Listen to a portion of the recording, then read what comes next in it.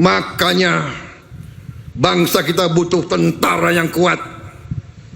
Tidak ada bangsa yang merdeka tanpa tentara yang kuat.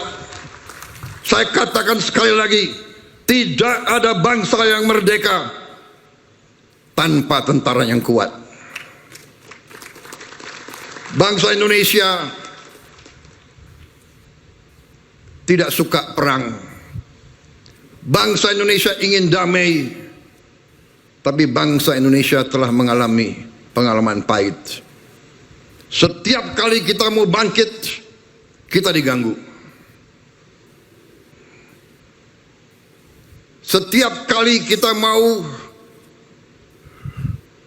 mensejahterakan rakyat kita, kita diganggu. Setelah 25 tahun kosong, Presiden Prabowo Subianto kembali menghadirkan Wakil Panglima TNI. Presiden lantik Letjen Tandjo Budi Revita menjadi Wakil Panglima TNI.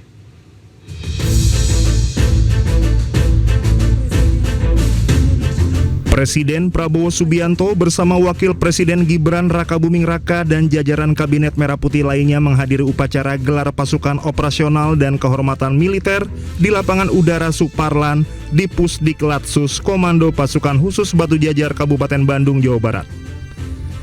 Selain upacara, Prabowo juga melantik Wakil Panglima TNI yaitu Wakil Kepala Staf Angkatan Darat Letnan Jenderal Tandjo Budi Revita sebagai Wakil Panglima TNI. Selain itu, 3 perwira tinggi lainnya menduduki jabatan strategis di lingkungan TNI. Saya titip saudara-saudara sekalian, jaga pasukanmu sebaik-baiknya, bina anak buahmu sebaik-baiknya. Anak buahmu adalah bagaikan anak kandungmu sendiri. Pimpin dengan baik, jaga mereka dengan baik, latih mereka dengan baik, latih mereka dengan keras, tapi tidak dengan kekejaman.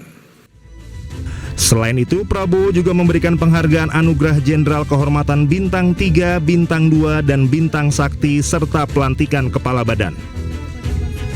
Upacara ini melibatkan 27.000 lebih prajurit TNI. Dalam upacara, TNI gabungan menampilkan pula berbagai atraksi dan simulasi tempur dari unsur kesatuan.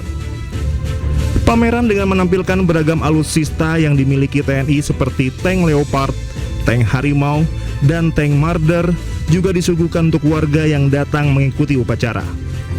Dari Bandung, Jawa Barat, Yanuar Candika Anyus melaporkan.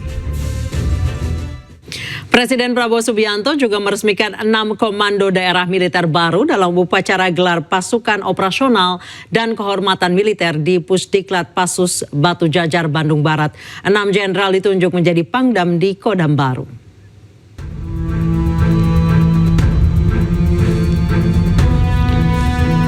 Mayor Jenderal TNI Agus Hadi Waluyo ditunjuk menjadi Panglima Kodam 19 Tuanku Tambusai yang meliputi daerah Riau dan Kepulauan Riau.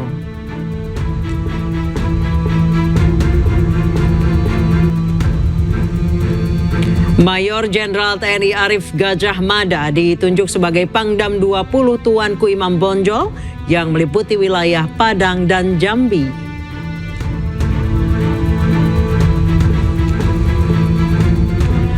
Mayor Jenderal TNI Christomei Sianturi ditunjuk sebagai Pangdam 21 Radin Inten yang meliputi wilayah Lampung dan Bengkulu.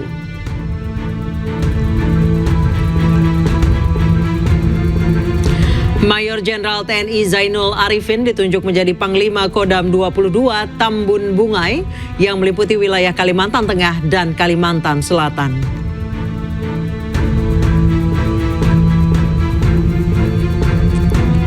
Mayor Jenderal TNI Jonathan Binsar Parluhutan Sianipar ditunjuk sebagai Pangdam 23 Palakawira yang meliputi wilayah Sulawesi Tengah dan Sulawesi Barat.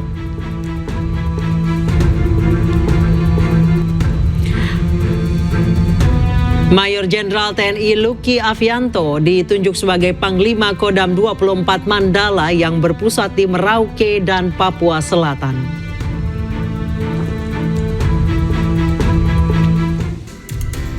Pengakuan dari keluarga terkait paket misterius semakin membuat publik meragukan temuan polisi, termasuk Dino Patijalal. Dalam video yang diunggah di Instagram pribadinya, mantan Wakil Menteri Luar Negeri era Presiden SBY ini menyebut kematian Arya janggal. Saya bukan polisi dan tidak mempunyai akses terhadap data-data forensik, tapi saya sulit sekali menerima kesimpulan bahwa diplomat muda Arya Daru itu bunuh diri. Pertama, karena metode bunuh diri yang diduga dilakukan oleh Arya Daru itu sangat tidak lazim. Biasanya kalau orang mau bunuh diri itu, dia memilih cara yang konvensional, yang tidak menyengsarakan diri. Kedua, Arya Daru itu akan posting di Finlandia, salah satu posting idaman bagi diplomat Indonesia. Sebagai diplomat, saya paham sekali orang yang mau posting di luar negeri itu merasa sangat antusias, penuh gairah dan gelora hidup, karena dia akan membuka lembaran baru dalam hidupnya dan karirnya di luar negeri. Terkait kejanggalan kematian diplomat muda, keluarga juga berharap penyelidikan dilanjutkan. Gelar pesta miras, puluhan pemuda digerebek dan diamankan polisi. Selain menggelar pesta miras, 4 pemuda diketahui mengonsumsi narkoba jenis tembakau sintetis.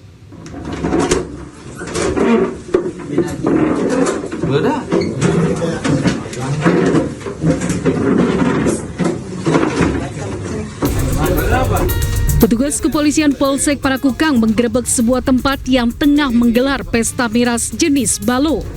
Dalam penggerebekan sebanyak 24 pemuda diamankan petugas. Mereka yang diamankan dibawa ke kantor polisi untuk dilakukan pendataan dan pemeriksaan lebih lanjut. Dari ke-24 pemuda, 4 diantaranya positif mengkonsumsi narkoba jenis tembakau sintetis. Jadi puluhan pemuda ini kami amankan pada saat kami melakukan kegiatan patroli. Mereka ini kami dapati di sebuah tempat, ternyata sedang minum minuman keras. Selanjutnya kami lakukan pemeriksaan, kami dapati ada beberapa bungkus sebanyak kurang lebih 7 bungkus narkotika jenis tembakau sintetis yang ada di tempat kejadian tersebut. Penggerebekan merupakan bagian dari upaya kepolisian untuk menjaga keamanan dan ketertiban di masyarakat, serta mencegah penyalahgunaan narkoba dan miras di kalangan remaja. Dari Makassar, Sulawesi Selatan, Muhammad Nurbone, iNews melaporkan. Badan Narkotika Nasional Provinsi Sumatera Barat menggelar tes urin secara acak terhadap pengunjung di sejumlah tempat hiburan malam yang ada di Kecamatan Padang Selatan, Kota Padang. Dalam tes urin acak ini, petugas menemukan 8 orang pengunjung terbukti positif mengonsumsi narkoba jenis sabu.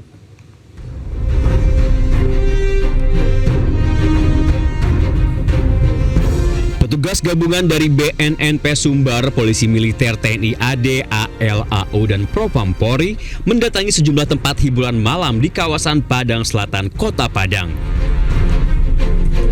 Tim gabungan mengumpulkan dan melakukan tes urin terhadap semua pengunjung. Petugas menemukan 8 orang pengunjung di salah satu tempat hiburan malam terbukti positif mengkonsumsi narkotika jenis sabu. Selanjutnya mereka langsung dibawa ke BNNP Sumbar untuk menjalani proses asesmen dan pemeriksaan lebih lanjut terkait narkotika. Jadi nanti kita dalami mereka ini dapat barang dari mana, kalau kita akan kembangkan supaya bagaimana barang ini kita tekan pada bulan malam. Tentu bagi yang kita amankan malam ini kita lakukan asesmen, kita lihat apakah perlu dilakukan rawat inap maupun rawat jalan. Kegiatan ini digelar sebagai upaya menekan tingkat peredaran narkotika yang disinyalir subur di tempat hiburan malam di Kota Padang. Dari Padang, Sumatera Barat, Budi Sunandar, iNews melaporkan. Kita ke informasi lainnya, pemirsa. Walaupun polisi menyatakan tidak ada keterlibatan orang lain dalam kematian Arya Daru Panghayunan, namun pihak keluarga tidak mempercayainya. Belakangan bahkan keluarga mengaku menerima amplop misterius berisi 3 potongan gabus berbentuk bunga, bintang, dan simbol hati.